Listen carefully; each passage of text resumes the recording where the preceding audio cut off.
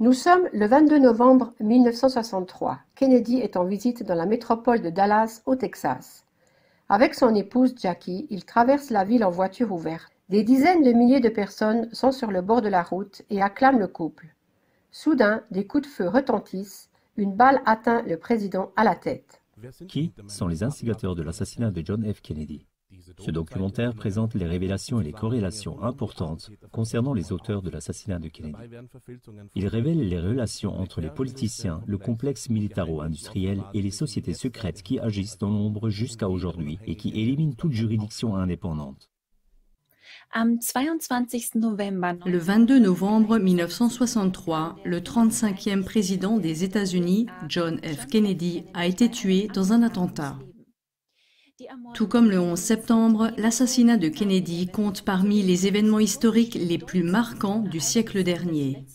Une grande partie de la population est aujourd'hui convaincue que la version officielle de l'assassinat de Kennedy ne correspond pas à la vérité. Dans cette émission, CLA-TV révèle des interconnexions dévastatrices qui, 60 ans après l'assassinat de Kennedy, continuent d'exister dans le monde entier et d'avoir une influence lourde de conséquences sur les événements mondiaux. Il est donc crucial pour chacun de connaître les liens dévoilés et les dessous fatals de l'assassinat de Kennedy. Moins d'une heure et demie après l'assassinat, Lee Harvey Oswald, 24 ans, a été arrêté comme suspect. Le FBI l'a certes présenté comme un auteur unique et il est officiellement considéré comme l'assassin de Kennedy. Mais cette version ne résiste pas à un examen approfondi. Un test au nitrate auquel il a dû se soumettre le soir de l'attentat a été un indice à la décharge d'Oswald. Un test au nitrate permet de détecter des traces d'utilisation d'une arme à feu sur la main et les vêtements. Le résultat du test a en effet montré qu'Oswald n'avait tiré aucun coup de feu avec une arme au cours des 24 heures précédentes. De plus, ses empreintes digitales n'ont pas été retrouvées sur le fusil avec lequel il aurait tiré sur le président. Oswald lui-même a nié les faits avec véhémence et a déclaré qu'il n'avait tiré sur personne. Voici un enregistrement peu après l'attentat où il dit « Je ne suis qu'un bouc émissaire. » Le procès, c'est-à-dire l'audience de Lee Oswald, n'a pas eu lieu. En effet, 2 jours seulement après son arrestation, il a été abattu par Jack Ruby, propriétaire d'une boîte de nuit. Il est étrange que Lee Oswald ait été abattu dans un poste de police sécurisé. De plus, les éléments suivants sont accablants. La police avait interrogé Oswald, mais a indiqué plus tard qu'elle avait omis de dresser un procès-verbal de ses déclarations. N'aurait-il pas dû y avoir justement un protocole ou un enregistrement pour cette enquête cruciale? L'enregistrement original d'Abraham Zapruder réfute l'hypothèse d'un acte isolé. Selon la version officielle, Lee Oswald est l'unique auteur et a tiré depuis le 6e étage d'un entrepôt de livres scolaires.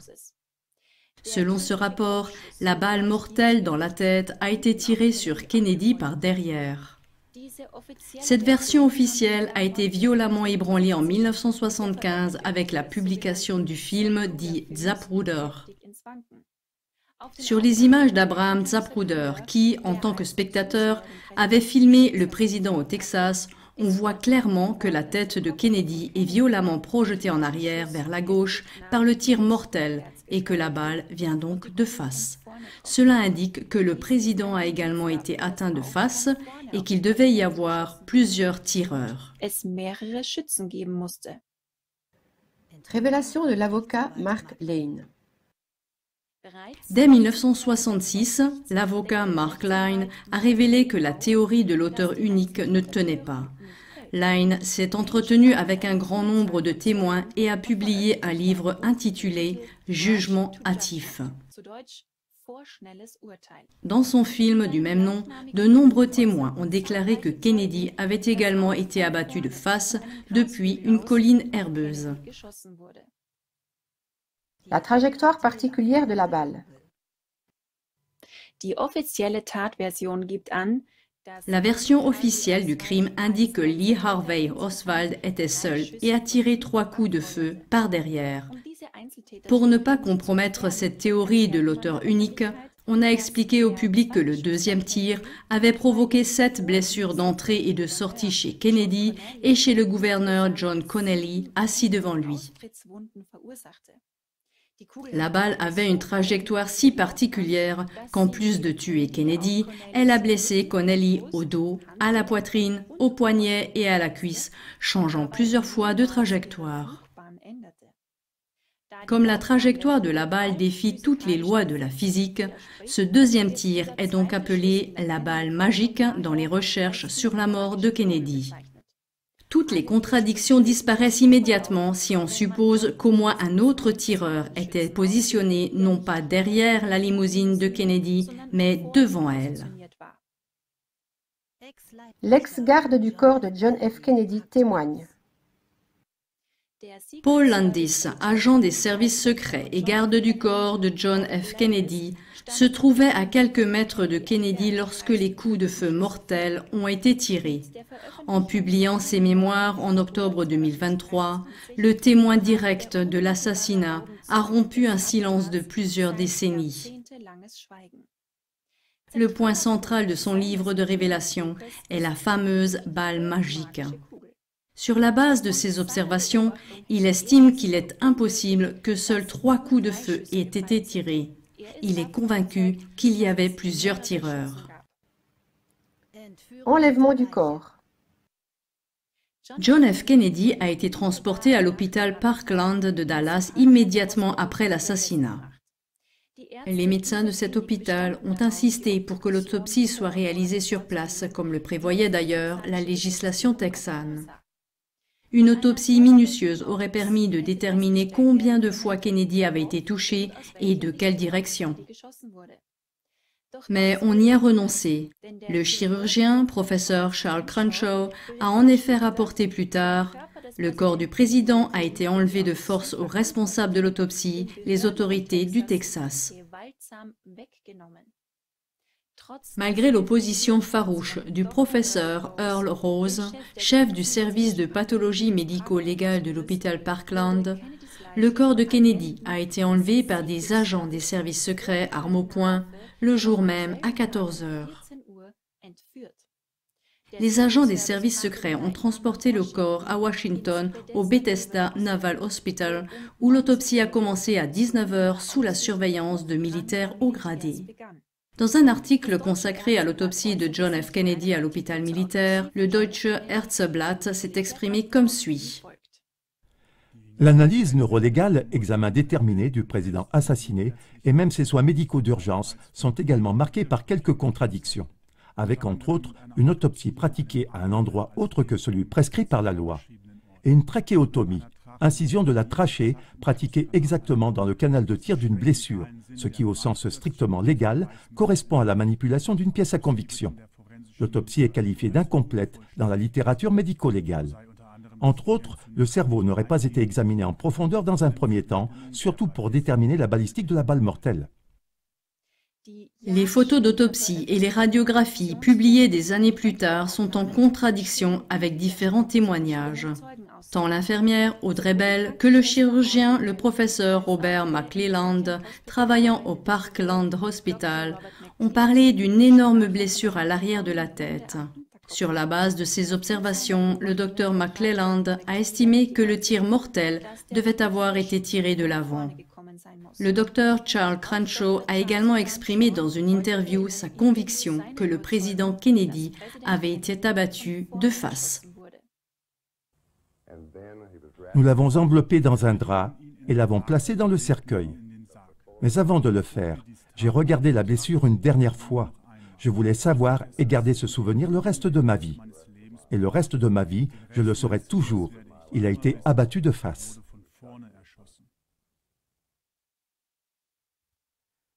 De nombreux témoignages, les lois de la physique, ainsi que des enregistrements vidéo prouvent qu'il y avait plusieurs personnes qui avaient tiré sur John F. Kennedy. S'il ne s'agissait pas d'un tireur unique, qui étaient alors les auteurs et les commanditaires de cet assassinat? Qui avait un motif pour assassiner le président américain? Y avait-il des cercles de personnes pour qui la politique de Kennedy était une épine dans le pied? John Fitzgerald Kennedy, appelé John F. Kennedy, a prêté serment le 20 janvier 1961 en tant que 35e président des États-Unis. Il était issu d'une famille politiquement très respectée. La photo le montre avec ses frères Robert F. Kennedy, ministre de la Justice dans le cabinet de John F. Kennedy, et Edward Kennedy, sénateur de longue date pour l'État américain du Massachusetts. Durant son mandat, Kennedy s'est surtout fait remarquer par sa politique de paix. La crise des missiles de Cuba en 1962 a mené le monde au bord de la guerre nucléaire. John F. Kennedy a refusé de suivre les conseils de ses généraux qui avaient proposé une invasion de l'île. Au lieu de cela, il a opté pour un blocus maritime.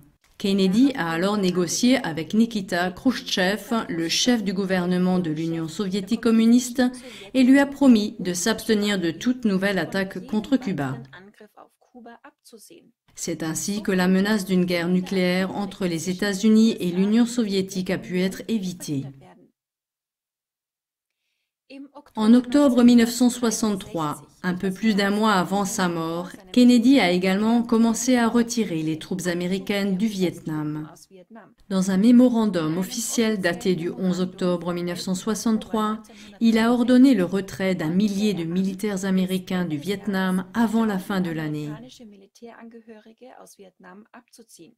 Robert McNamara, le ministre de la Défense du cabinet de John F. Kennedy, a indiqué plus tard que Kennedy se serait entièrement retiré du Vietnam s'il avait été encore en vie. Avec cette politique, Kennedy s'était toutefois mis à dos le complexe militaro-industriel et les services secrets américains. Ceux-ci avaient en effet pour objectif d'étendre la suprématie des États-Unis par de nouvelles guerres d'agression et des interventions militaires, notamment au Vietnam et à Cuba. C'était précisément la raison de l'invasion de la baie des Cochons à Cuba en 1961, qui toutefois s'était soldée par un échec. Il s'agissait d'une opération militaire clandestine de la CIA visant à renverser le président cubain, Fidel Castro. Kennedy a alors envoyé le directeur de la CIA, Alan Dulles, et a annoncé son intention de démanteler les structures de pouvoir au sein de la CIA. Son objectif était de remplacer la CIA sous contrôle politique. Dans la recherche des commanditaires de l'assassinat de Kennedy, la piste des services secrets américains est évidente. L'historien suisse Daniel Ganser s'exprime à ce sujet. À mon avis, l'assassinat de Kennedy a été commandité par Allen Dulles. Allen Dulles était le directeur des services secrets américains, la CIA. Richard Bissell est responsable des opérations secrètes au sein du département de la CIA. Il est le bras droit d'Allen Dulles et les a renvoyés tous les deux. Ils pensaient tous les deux que Kennedy représentait un risque pour la sécurité des États-Unis et pour les intérêts impériaux américains. Parce qu'ils pensaient que s'ils ne frappaient pas, par exemple, contre Fidel, contre Cuba, s'ils ne frappaient pas contre le Vietnam, s'ils ne faisaient pas la guerre, alors rien ne se passerait pour la domination américaine dans le monde. Robert F. Kennedy Jr., neveu de John F. Kennedy et aujourd'hui candidat à la présidence américaine, est également convaincu que la CIA a participé à l'assassinat du chef d'État américain en 1963. Dans une interview en mai 2023, il accuse les services secrets américains d'avoir brouillé les pistes pendant des décennies. Kennedy dit sur la mort de son oncle: « Il existe des preuves accablantes de l'implication de la CIA dans son assassinat. » La CIA a été créée en 1941 par le président Franklin D. Roosevelt. Son premier directeur fut William Joseph Donovan. Il était membre de la fondation Rockefeller et travaillait pour la famille Rockefeller. Alan Dulles est devenu directeur de la CIA en 1953. À partir de 1945, il a été président du très influent Council on Foreign Relations, ou CFR. Le CFR a été fondé en 1921 par des banquiers connus comme John D. Rockefeller Jr. et est depuis financé en grande partie par la famille Rockefeller. David Rockefeller, décédé en 2017, a siégé au conseil d'administration du CFR dès 1949 et l'a ensuite dirigé. Derrière ce groupe de réflexion se cache un tel pouvoir que le magazine d'information Der Spiegel écrivait déjà en 1975 qu'il s'agissait de l'institution privée la plus influente d'Amérique et du monde occidental. Jusqu'à aujourd'hui, le Council on Foreign Relations tire les ficelles comme une sorte de gouvernement fantôme. L'administration américaine est également dirigée depuis ce centre stratégique dans le but de faire avancer ce qu'on appelle le nouvel ordre mondial. Presque tous les directeurs de la CIA étaient ou sont membres du CFR. Les agents de la CIA sont actifs dans le monde entier, le plus souvent sous couverture via l'ambassade américaine des pays concernés. Quelques heures après l'assassinat de John F. Kennedy, Lyndon B. Johnson a prêté serment en tant que nouveau président américain à bord d'Air Force One. Johnson s'était ainsi hissé au sommet de la politique américaine sans avoir été élu. Johnson mit fin à la politique de paix de Kennedy et mena les États-Unis à la guerre avec le Nord-Vietnam. Jusqu'en 1968, plus de 500 000 soldats américains furent stationnés au Vietnam. La CIA s'est largement engagée dans cette guerre et a mené de nombreuses opérations politiques et militaires clandestines. En 1995, le Vietnam a annoncé que les opérations de guerre avaient tué 4 millions de civils nord- et sud-vietnamiens et 1,1 million de soldats et de combattants vietnamiens jusqu'en 1975, soit environ 1/8 de la population totale du Vietnam. Les scientifiques estiment que les États-Unis ont largué sur le Vietnam 2 fois plus de bombes que pendant la Seconde Guerre mondiale. L'agent orange, une arme chimique utilisée à cette occasion, a empoisonné de manière permanente une superficie estimée à 24 000 km², soit 1/7 de la superficie totale du Sud-Vietnam. En conséquence, 1 million d'adultes et 150 000 enfants vietnamiens souffrent de cancer ou de dommages psychiques et génétiques. À ce sujet, Daniel Ganser. Vous devez savoir qu'après l'assassinat de Kennedy en 1963, la guerre du Vietnam a éclaté en 1964. D'ailleurs, sur la base d'un mensonge. Puis, 11 ans de guerre jusqu'en 1975. 3 millions de Vietnamiens, 58 000 Américains morts, le napalm, l'agent orange, des enfants déformés. Des crimes énormes, tous. Kennedy ne voulait pas cela.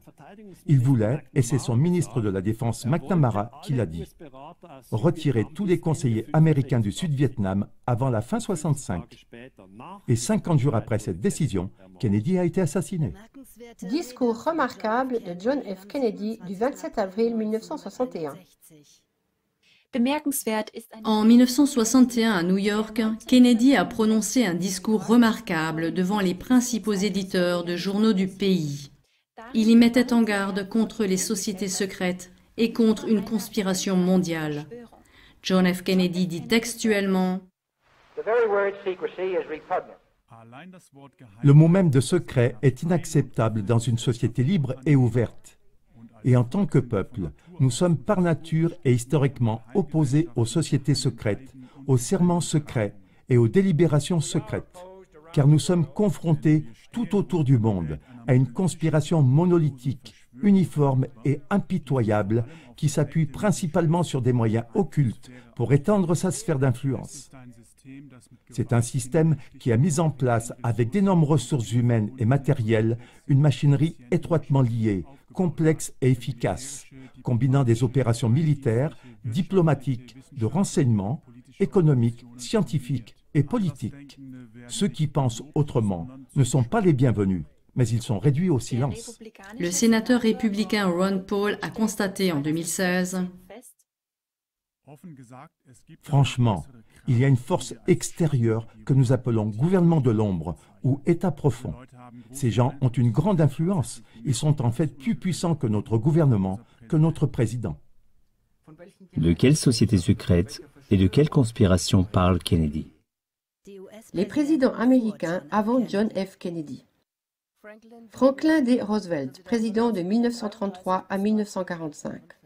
Roosevelt était un membre très actif de la franc-maçonnerie et a reçu de nombreuses délégations maçonniques à la Maison-Blanche pendant ses années de présidence. Il était membre de la Holland Lodge numéro 8 à New York. Harry S. Truman, président de 1945 à 1953. Truman est devenu franc-maçon actif en 1909, à l'âge de 25 ans, à la Belton Lodge numéro 450 dans le Missouri. Il a ensuite fondé la Grand Youth Lodge numéro 618 et a finalement été promu grand maître de la Grande Loge du Missouri en 1940. Dwight D. Eisenhower, président de 1953 à 1961. Eisenhower, comme de nombreux présidents américains, a prêté serment d'allégeance à la Bible maçonnique. L'exemplaire provenait de la St. John's Lodge, la plus ancienne loge maçonnique de New York. Dwight D. Eisenhower était membre du CFR depuis 1949.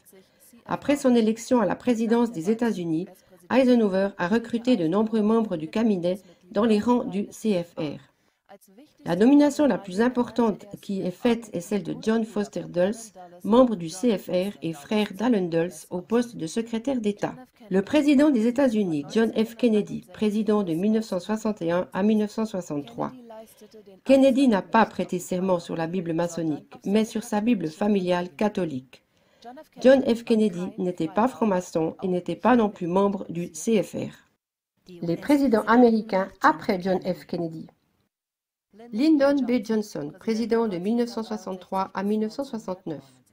Johnson était également franc-maçon. Il s'est inscrit en 1937 à la Johnson City Lodge numéro 561 au Texas et était également membre de la loge maçonnique Janus. Richard Nixon, président de 1969 à 1974. Richard Nixon était lui aussi franc-maçon. Il était également un habitué à Bohemian Grove, un club exclusif ouvert uniquement aux dirigeants d'élite masculins. Il a été membre du CFR à partir de 1961. Gerald Ford, président de 1974 à 1977. Gerald Ford a été admis dans la loge maçonnique Malta Lodge numéro 465 en 1949. En 1962, il a été promu au 33e degré de la franc-maçonnerie. Il était également membre de la loge maçonnique Three Eyes, fondée par David Rockefeller. Il était également membre du CFR depuis 1982. Jimmy Carter, président de 1977 à 1981. Il a été nommé par David Rockefeller en avril 1973 à la commission trilatérale qui agit en tant que relais du CFR. Il a également été membre du CFR. Ronald Reagan, président de 1981 à 1989, était membre de la loge maçonnique White Eagle. George Bush Sr., président de 1989 à 1993.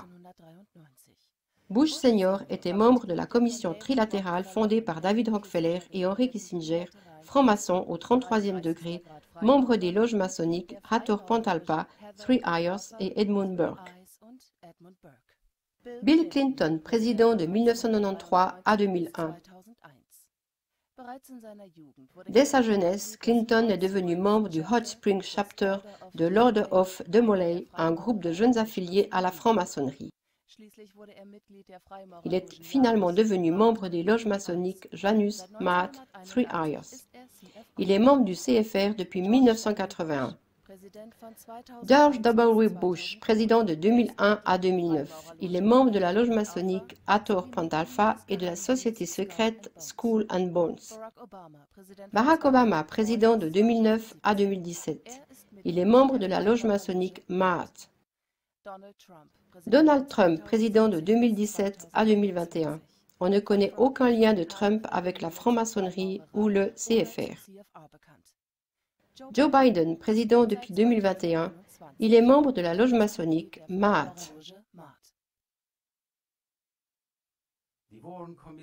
En 1963, la commission Warren a été officiellement chargée d'enquêter sur l'assassinat de John F. Kennedy et d'en identifier les auteurs. Cette commission d'enquête était-elle indépendante ou faisait-elle également partie de la conspiration évoquée par Kennedy? 4 jours après l'assassinat, le président Lyndon B. Johnson a mis en place la commission dite Warren, chargée de faire la lumière sur les circonstances de l'assassinat de Kennedy. Le rapport final fut publié en septembre 1964. La commission a étayé la théorie officielle et a conclu que le président Kennedy avait été assassiné par Lee Harvey Oswald et qu'il n'y avait pas eu de complot pour assassiner Kennedy. L'auteur de best-seller américain Jim Moore a publié en 1991 un livre sur l'assassinat de Kennedy dans lequel il expliquait que la commission n'avait pas mené de véritable enquête. La commission Warren, cela doit être clair, n'a jamais mené de véritable enquête. Elle a commencé par une conclusion et a ensuite travaillé assez soigneusement pour s'assurer que les faits disponibles correspondaient à la décision préétablie. Citation de Jim Moore. L'historien anglais Hugh Trevor Roper a également exprimé de fortes réserves sur le rapport de la commission Warren. J'ai eu l'impression que le texte présentait de graves lacunes. En outre, les parties faibles apparaissaient encore plus faibles à l'examen qu'à première vue. Les membres de la commission Warren. La commission tire son nom de son président, le juge en chef des États-Unis, Earl Warren. Warren, comme le président Johnson, qui l'a nommé à la commission d'enquête, était très actif dans la franc-maçonnerie. Il était franc-maçon au 33e degré et grand maître pour l'État de Californie. Richard Brevard Russell était gouverneur et sénateur américain de Géorgie. Il était également franc-maçon et membre de la Winder Lodge numéro 33 en Géorgie, où il a été promu au 33e haut degré maçonnique. John Sherman Cooper était un sénateur américain du Parti républicain et un franc-maçon de 33e degré. Cooper était également membre de la société secrète Skull and Bones. Gerald Ford devint quelques années plus tard, de 1974 à 1977, le 38e président des États-Unis. Ford a été initié en 1949 dans la loge maçonnique Malta Lodge numéro 465 à Grand Rapids, où il a été promu au 33e haut degré maçonnique. Selon un document du FBI datant de 1963 et rendu public en 2008, Ford a été en contact avec le FBI pendant toute la durée de son mandat au sein de la commission Warren et a transmis des informations sur les activités du comité au personnel du FBI. Allen Welsh Dulles était le directeur de la CIA. Avec Dulles, c'est justement l'un des principaux suspects de l'assassinat de Kennedy qui siégeait dans la commission d'enquête. Lui et son frère John Foster Dulles avaient des relations familiales avec David Rockefeller et étaient cofondateurs du Council on Foreign Relations. Allen Dulles, 33e degré maçonnique, a également siégé au conseil d'administration du CFR de 1927 à 1969. John J. McCloy, le président du conseil d'administration de la Chase Manhattan Bank, a été nommé président de la Banque mondiale en 1947. Il était un ami proche de la famille Rockefeller et président au CFR de 1953 à 1970, c'est-à-dire à l'époque où a lieu l'assassinat de John F. Kennedy.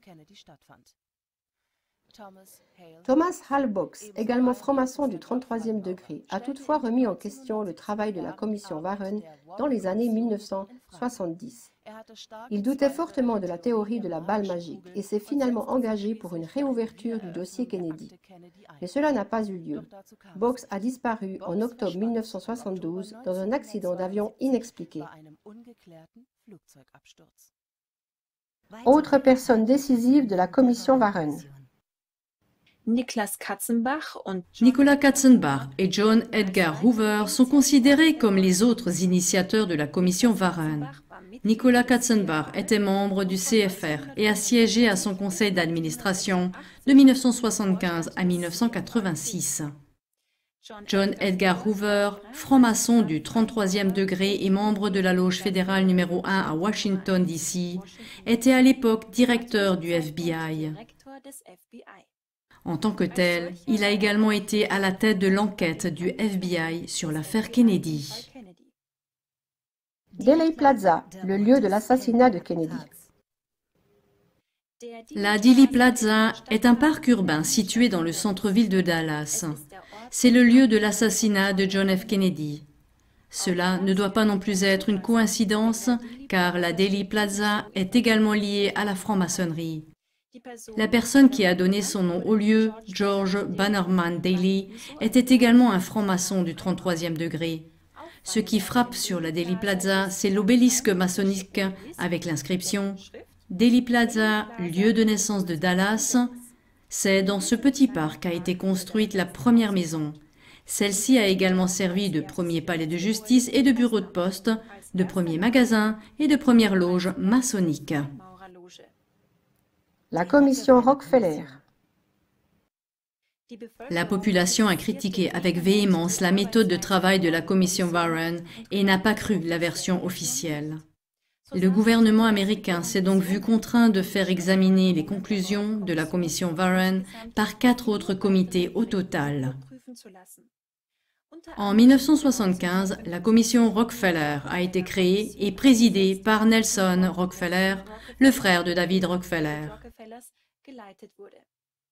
Il était également franc-maçon de haut niveau et membre de la loge maçonnique Three Eyes. Cette commission a réaffirmé que la commission Warren avait conclu à l'existence d'un seul assassin et a qualifié de spéculation tirée par les cheveux les allégations faisant état de plusieurs assassins. Décès dans la famille Kennedy. Robert Kennedy, le frère cadet de John F. Kennedy, s'est engagé à ce que le meurtre de son frère soit élucidé. En 2013, son fils Robert F. Kennedy Jr. a déclaré dans une interview sur CBS que son père était plutôt convaincu que plusieurs personnes étaient impliquées dans l'assassinat de son frère. Il a qualifié le rapport de la commission Warren de mauvais coup artisanal. Robert Kennedy s'est présenté aux élections présidentielles de 1968. Lorsque Robert Kennedy a remporté les élections primaires en Californie et dans le Dakota du Sud, on lui donnait de bonnes chances de devenir le prochain président des États-Unis. Le 5 juin 1968, il s'est adressé à ses partisans peu après minuit dans une salle de bal de l'Ambassador Hotel de Los Angeles. Alors qu'il traversait les pièces de la cuisine de l'hôtel pour se rendre à la salle de presse, il a également été victime d'une tentative d'assassinat. Comme pour son frère John F. Kennedy, la version officielle parle d'un auteur unique, avec des contradictions tout aussi flagrantes. Un autre frère de John F. Kennedy, Edward Kennedy, a survécu à un accident d'avion le 19 juin 1964, grièvement blessé. Le 13 janvier 1982, Ted Kennedy a manqué un avion qui a également eu un accident après le décollage. John F. Kennedy Jr. était le fils de John F. Kennedy. Il est mort dans un accident d'avion en 1999 à l'âge de 38 ans. Sa femme, Caroline Bessette Kennedy, a également perdu la vie dans cet accident. Mot de la fin. Chers téléspectateurs, vous demandez-vous pourquoi, 60 ans après, l'assassinat de Kennedy est toujours d'actualité? Autour de l'attentat, on découvre un énorme abus de pouvoir et une incroyable dissimulation des véritables responsables et auteurs de l'attentat. Ce documentaire dévoile une vaste activité de sociétés secrètes qui ont placé leurs membres au plus haut poste de l'État et qui, jusqu'à aujourd'hui, n'hésitent pas à déclencher des guerres contre d'autres États ou à renverser des chefs de gouvernement. Il suffit de jeter un coup d'œil à l'administration américaine actuelle pour se rendre compte que le complot impitoyable dénoncé par Kennedy existe toujours sous la forme d'un gouvernement de l'ombre. Comme les précédents chefs de la CIA, l'actuel chef de la CIA, William Joseph Burns, travaille pour le CFR. L'actuel directeur du FBI, Christopher Wray, est également lié au CFR. Tout comme le président américain Joe Biden, qui est franc-maçon de haut grade et également très proche du CFR. KlaTV a déjà montré dans de nombreuses émissions que ce gouvernement clandestin n'existe pas seulement aux États-Unis, mais dans le monde entier. On y voit les mêmes sociétés secrètes et les mêmes tireurs de ficelles à l'œuvre. Ils se cachent derrière la dictature du Covid, la guerre Russie-Ukraine, la guerre israélo-palestinienne actuelle, la puissance mondiale qu'est la Chine, l'administration de l'UE et aussi lors du 11 septembre. C'est la raison pour laquelle il est important, 60 ans après l'assassinat de John F. Kennedy, d'exiger une enquête complète sur ce crime afin de mettre un terme au harcèlement des hommes dans le monde entier.